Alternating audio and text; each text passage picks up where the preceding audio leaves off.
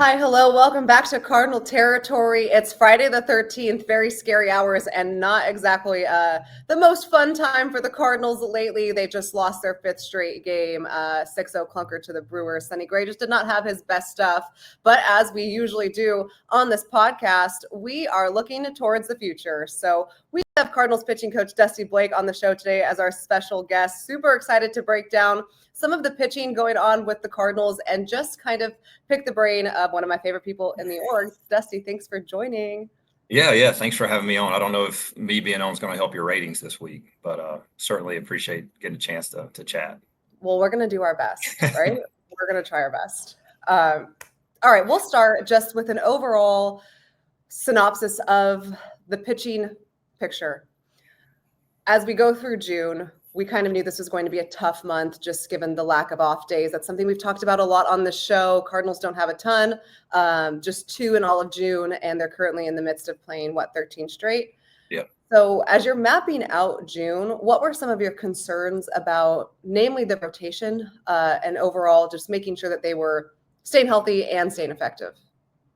I think a big priority for us, we've certainly committed to the 6-man opportunity, or the 6-day, I should say, more than 6-man, the 6-day window for those guys. We know it gives them a chance to recover better. We know it gives us an opportunity to work a little bit more between games on some areas that may need improving or more attention. So finding a way to stay in that during this stretch, I think, is helpful. Was certainly a priority for us. That's why we saw McGreevy come up. Gives us a great depth opportunity to bring a guy up and have a chance to win a game against a really good offense. But yeah, just keeping those guys in a good spot, I think, is a priority. That's what they've adapted to up to this point. There's going to be stretches, obviously, where we've had guys this year stay in that 5-day, but it's been proven over the course of the last decade or so, when you can give those guys one extra day, not only can you get more out of that bullpen, but it gives them a better chance to stay healthy. And from a rotation standpoint, we're pretty encouraged right now with what they've done. I think we're top 5 or 6 in quality starts. I know those guys have given us an opportunity I think we're second in the league in shutouts right now. So I think they've given us some opportunities to be in a great position to win games. We know when we get quality starts, we're going to have a good shot. I've never lost a shutout, so I think that's always good as well. But finding ways to manage that, along with obviously our bullpen, certainly a priority. Well, let's focus a little bit about the rotation overall, because as you know, pitching injuries across baseball, it's a problem. And you and Ollie, we've talked about this a lot on the show, were intentional, really dating back to spring training, about how this usage was going to go, how the six-day schedule was going to go, using Steven Matz in the hybrid role, using McGreevy as a spot starter. And knock on wood, you guys have done a really nice job with your pitching injuries. One of the very few teams who have not had a really impactful injury in your rotation. When you're looking through, because I know you don't take any days off, even in the off season, when you're going into spring training and you're piecing together what this is going to look like, the lack of depth in AAA, and how you're going to keep your starters healthy or give them the best shot, what are the things you're looking at, and why was that so important to do? Yeah, you're just looking at, nobody's mid-season form in April and May.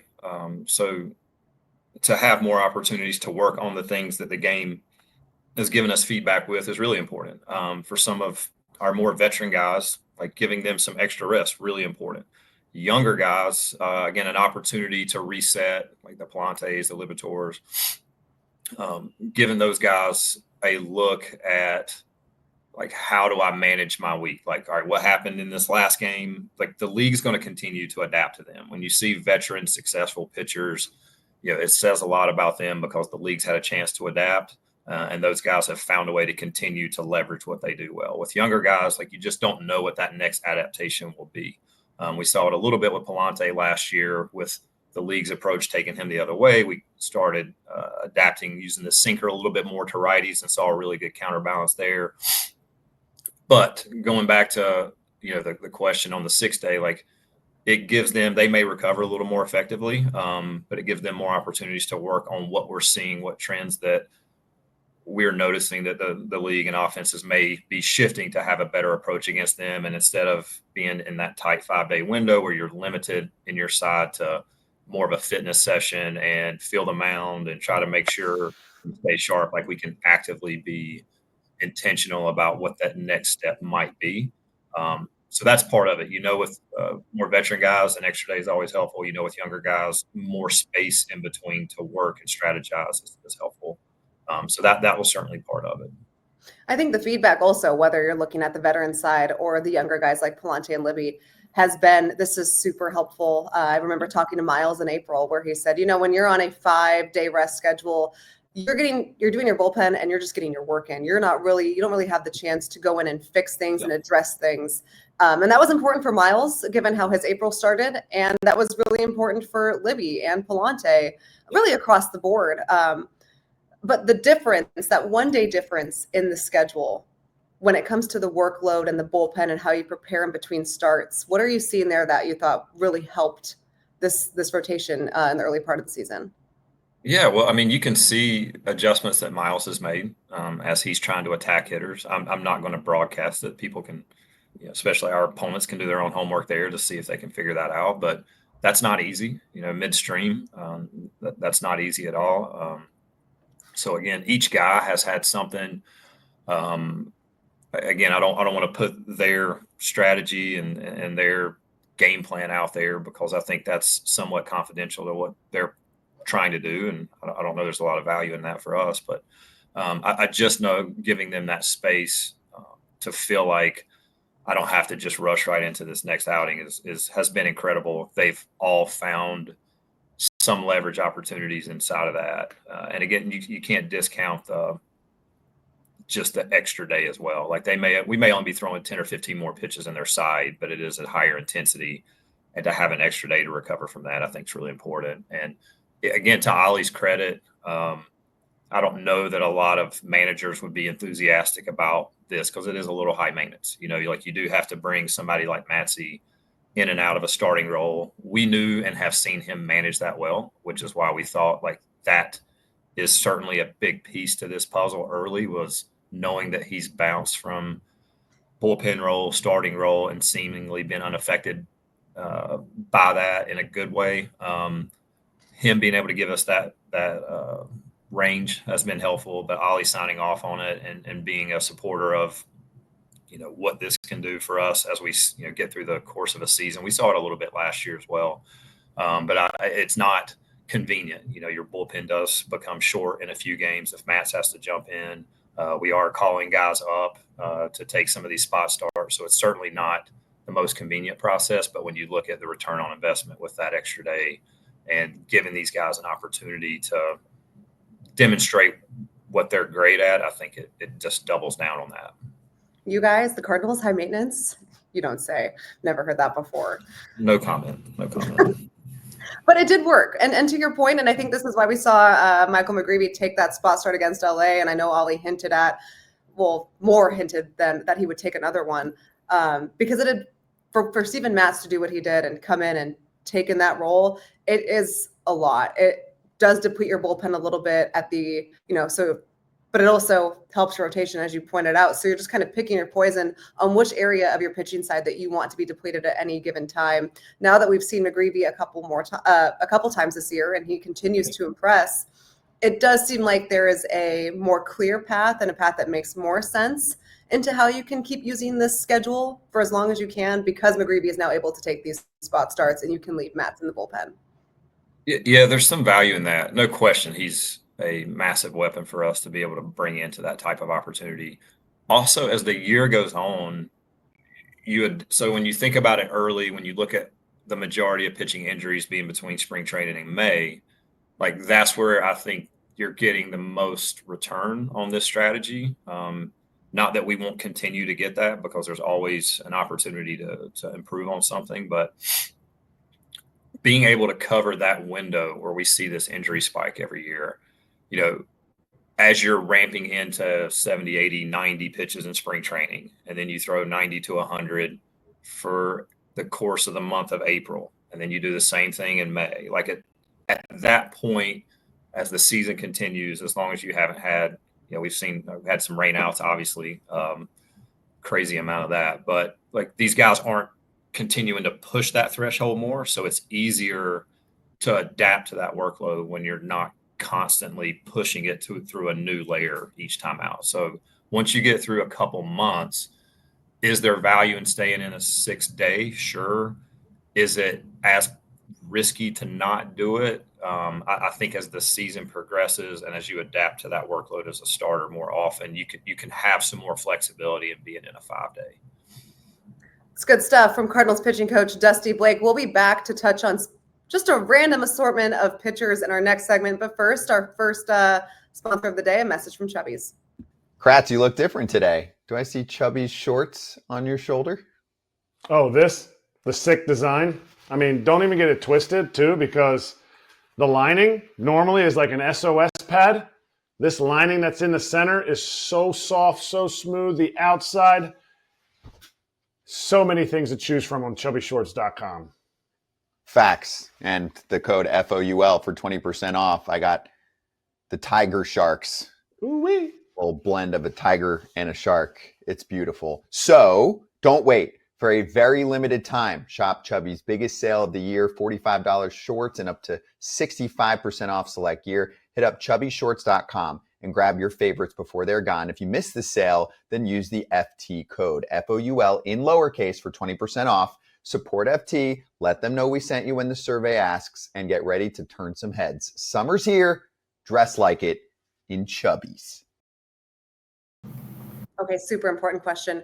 Which player on the team is most likely to wear those shorts? Mm-hmm. I mean, I can see Miles has a broad range of what he's willing to invest in his wardrobe. So I could see him having no problem with that. That was a very nice way of explaining Miles' style choices. Hey, I respect it. I respect it. He's got his own way of doing it, and there's a lot to be said for that. No, he's definitely not shy and is not afraid to make a statement. I know that about Miles. Thinking maybe Palante, but I think everyone would make fun of him if he did that. But I also I think they're making fun of him regardless. We just had Palante and Libby on the show, and it's nice to see how he's just embraced the role of just always being joked about. It's sweet Palante. He's becoming more confident in who he is, and it's okay. Like that part's okay. He just wears it. Okay, well let's talk about some of your pitchers here. We'll start with Ryan Helsley, who has been a hot topic of sorts over the last 10 days. I think he blew 4 total saves last year, was phenomenal. Just blew 3 in a row, so pretty uncharacteristic. We talked a little bit about this in the last episode about the fastball usage for Helsley. What are you seeing? I mean, obviously opposing hitters are teeing off on it. The hard contact rate has been there all season long. What are you seeing with Helsley's pitch mix, his fastball usage, and what are you working on with him?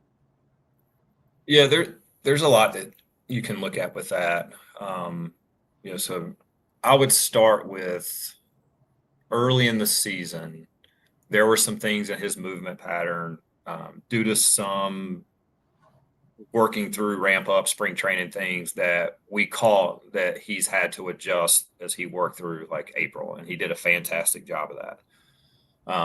If you look at him for the last 30 days, I think his punch out rate's 32%, his walk rate is 4%, and that's going to be near the top of the league in both of those categories.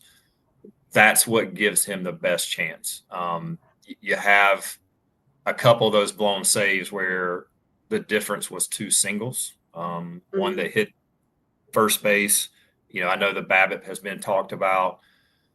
The shape and the type of, you can look at exit velocity, but you have to include launch angle and how we're looking at that as well. When you look at the type of contact, the chances of his BABIP over the course of May they went 10 for 20 on his fastball. Are there what's that? Not great. It's not, but similar to some other guys on our team that had low BABIPs early, those aren't going to sustain. It won't, in my opinion, be a thing for that to be able to hold over the course of the year once you look at it, and again, including the launch angle and the type of contact that's being made. Are there strategies that teams may be using to look at that pitch more, potentially He's always in his career thrown that a little bit more early in the count and thrown his slider a little bit more later in the count. There are opportunities for him to mix more curveballs. I would say the one area that didn't necessarily hurt us routinely, but that has come up in a small sample, is he is throwing that pitch a lot when he gets behind in the count, more so than he's done in the past. So that's an area that's been addressed. But in general, we know what's coming out of his hand right now is at a really high level. It's frustrating when you don't get the result on the field that you want. The thing that doesn't get talked about, and I'm not saying this does or doesn't have an impact, but in a couple of those games, we're not in the lead and he's not in the game until 2 outs on the offensive side. So there is a balance between, he's down there moving, he's down there throwing, but if every time he got hot when the tying run were on deck, like, he's not making it through the season. So there is some management in, all right, being close enough to being ready to come into a game, which I think he's done a good job. It's not something they get to practice a lot. He came in, he threw strikes, he challenged guys. But that is a tough scenario too, on top of everything else. When you take the lead with 2 outs, the next guy doesn't get on base, and now you're in the game less than a minute after you just took the lead.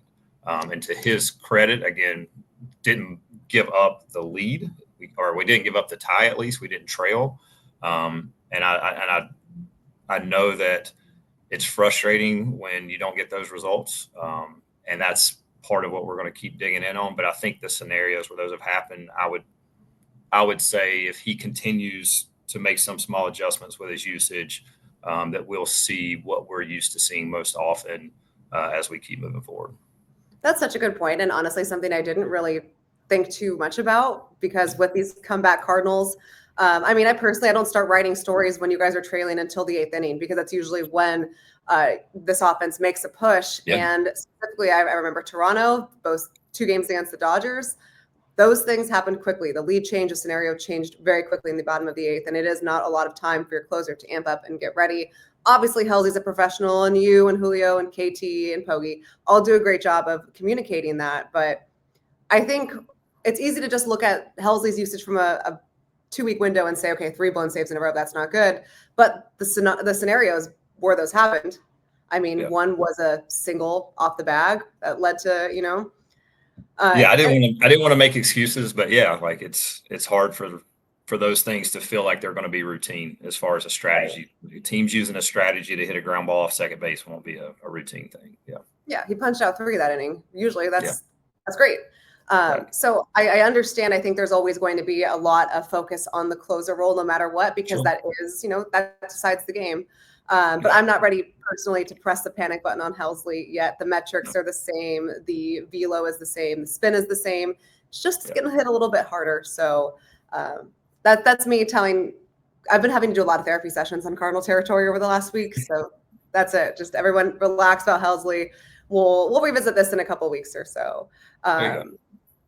For Matthew Liberator, and this is a question that's come up a little bit more frequently as the season goes on with Ollie during our pregame sessions, but we've gone on and on about how intentional you guys were with giving him a starting role, establishing that role as a consistent one, and really giving him the opportunity to be a legitimate major league starter. At the same time, and there's going to be ups and downs, and Libby's going through a little bit of a down part right now. That's part of the season. That's part of the adjustment period that you've all pledged to. But how are you looking at monitoring his innings going forward? Because he is on pace to have a career high in major league innings.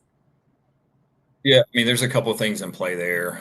I tend to evaluate pitches thrown more than innings. Some guys can have 8 to 10 pitch innings. Other guys can have higher pitches per. So I think you can get a little bit of the gray area when you're looking at just innings pitched. If you're looking at just total in-game pitches, I think that's really what evaluates the workload the best. So that's one thing we're looking at. There's a pace that he's working at right now that we have some ideas on how to make sure we can extend his season without having to cut him off or cut him short. I think one thing that's important to remember, this is a guy that has started most of his career. And so if he stayed at the pace he's at right now, he would be around or less than 15% plus of the workload he had in like 23, I want to say, which is not a long time ago. So he's built up to a pretty high workload, over 100 innings, as recent as 23. So being able to readapt to that after last year, not quite the same category as somebody that's just taking a guy that's been in the bullpen for 3 or 4 years and saying, we're going to now make this a starter. Libby got a lot of work in 23. He's been a high workload guy the majority of his career. So last year is probably more of a one-off in the workload than what this year would be for him. Makes sense. And I think that's something that Ollie has echoed as well, the difference between innings, quality innings, pitches, quality pitches. Yep. I'm interested to see how Libby continues this month and hopefully gets back on track. One last pitcher I want to talk about. In spring training, I remember sitting down with a bunch of the coaches and going through what I thought the bullpen would look like. And I did not have Kyle Leahy on my list. And all three of your assistant pitching coaches said, I need to talk to you because Kyle Leahy was your guy. And after I remember speaking with you and you told me to look at a bunch of different things for Kyle Leahy. And I said, oh, wow, I'm really not that smart because he should be in the bullpen. And I know that's someone that you've poured a lot of time and investments in. When you see what Kyle Leahy is capable of doing, how have you evaluated him as a reliever so far? And what do you think is next for him? Yeah, I mean, I think the first thing for young guys that's always tough is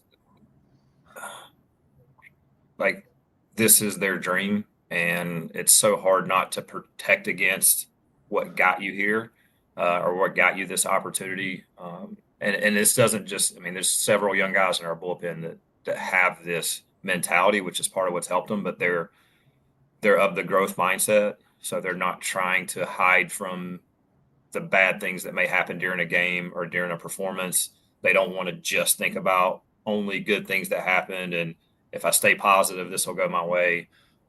They're all adaptable. Kyle certainly falls in line with that. And I think as a guy that had not pitched up here a lot, to have that mindset, I think was impressive for me early. He has been able to make small adjustments to his pitch shape. He's certainly motivated to continue to find daily improvement and find edges that give him a better advantage moving forward. He's curious. And again, I think those things just put him in the conversation with a big league pitcher. And again, it's not saying that our other guys don't demonstrate that. It was just something that was pretty palpable being around him early on before he had a lot of opportunities up here. And when you see guys like that, the biggest thing is they get better. Like they will improve every inning you give them in spring training, every opportunity you give them in a game, good or bad. Like they will improve as a byproduct of that. You don't always see it immediately.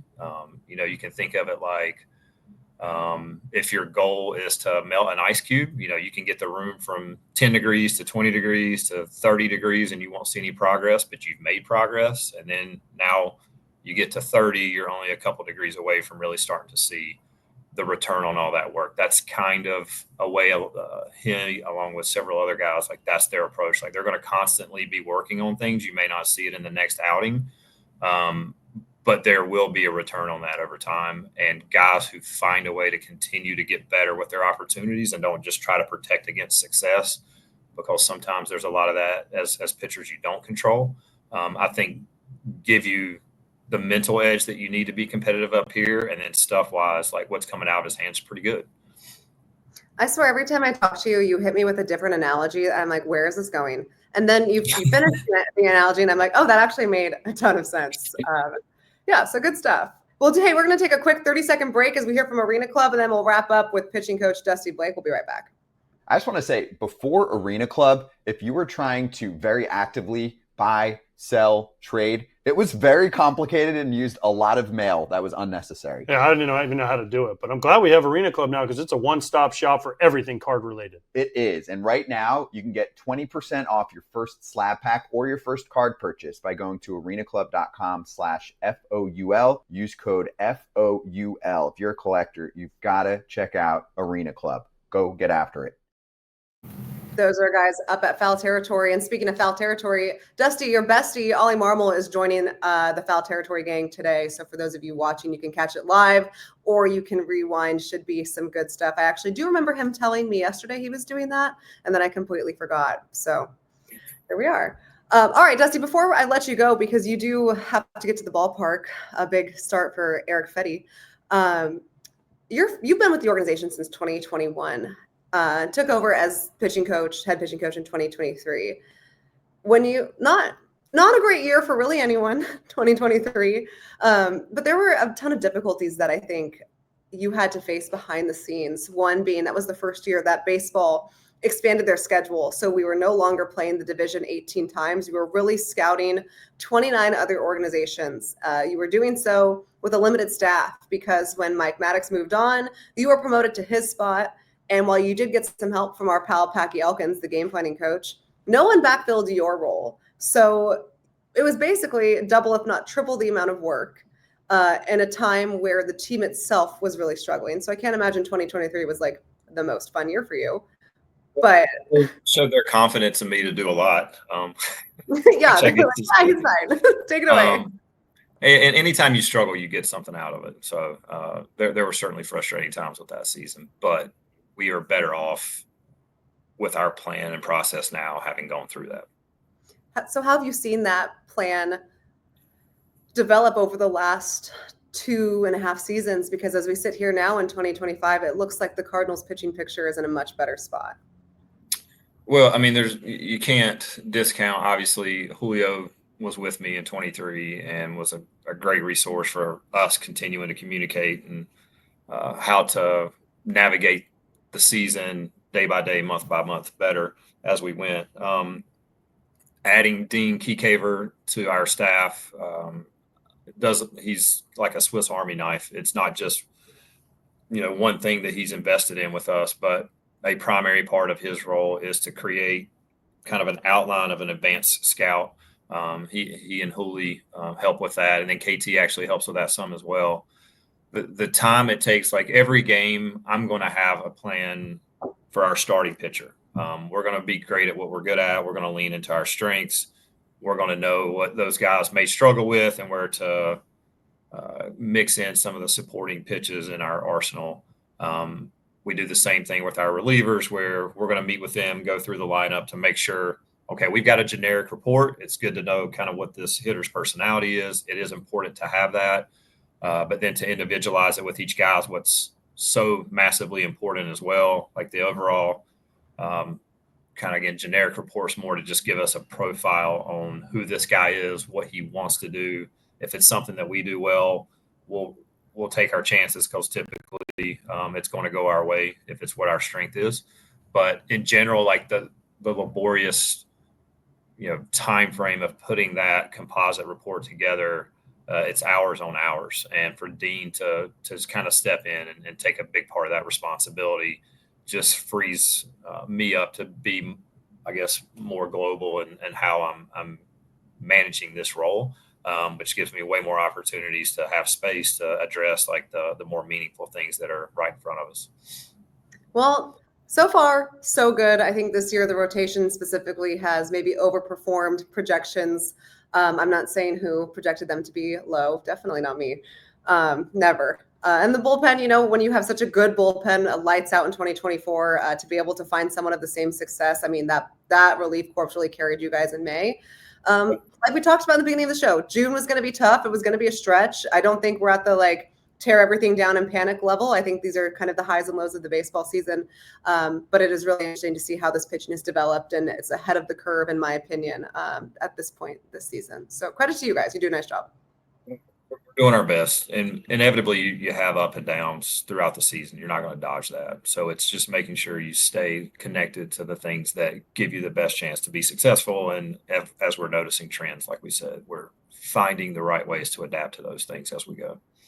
Well, hopefully we see some success from Eric Fetty tonight. Cardinals could really use to get back in the win column. That'd be good for the St. Louis club. So we'll keep our fingers crossed. Dusty, thank you so much for doing this. I know I ask you for a lot, and I know you have such a busy day going on. And so for you to take any kind of time, I really do appreciate it. Cardinal Territory, we will be back at the end of the series, I believe. Bernie will be back with me, and hopefully we're previewing at least a series split. We'll find out, though. For Dusty Blake, I'm Katie Booth. Thanks as always for watching Cardinal Territory. We'll be back very soon.